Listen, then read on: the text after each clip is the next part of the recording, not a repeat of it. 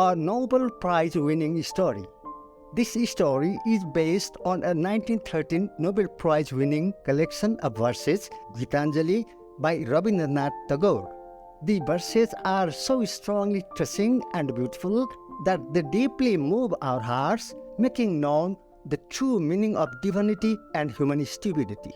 He was a beggar who earned his living by asking for alms every day from door to door. We normally fail to imagine what earning a living by begging is like. Nice clothes and good food were privileges he could never think of. He spent many sleepless nights in his hut, turning over on an empty stomach. One day, he went begging on a village street, as always looking for givers. A golden chariot was seen approaching from a distance. The nearer it came, the clearer was its grace.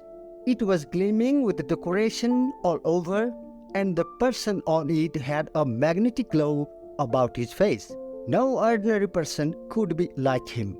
Maybe he was a glorious king of kings who ruled over the entire planet.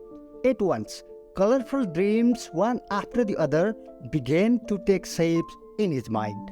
The alms to be given from so great a person could not be ordinary. Might be lots of money, gold jewelry, a pearl, or even a diamond necklace.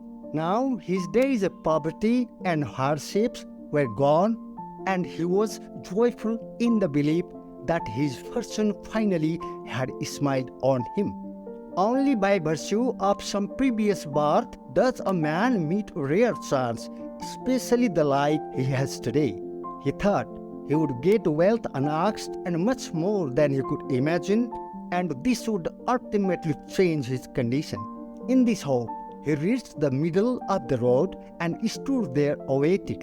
As expected, the grand chariot came and stopped right in front of him, and there came down a majestic person from the chariot. The beggar's heart began to beat loudly with joy and excitement.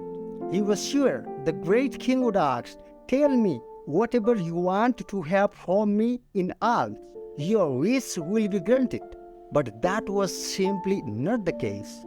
Before he could open his mouth and spread his bag, he had a nasty surprise. Lo, the great king himself held out his right hand towards the beggar and asked first, "What have you got for me? Give me whatever you like."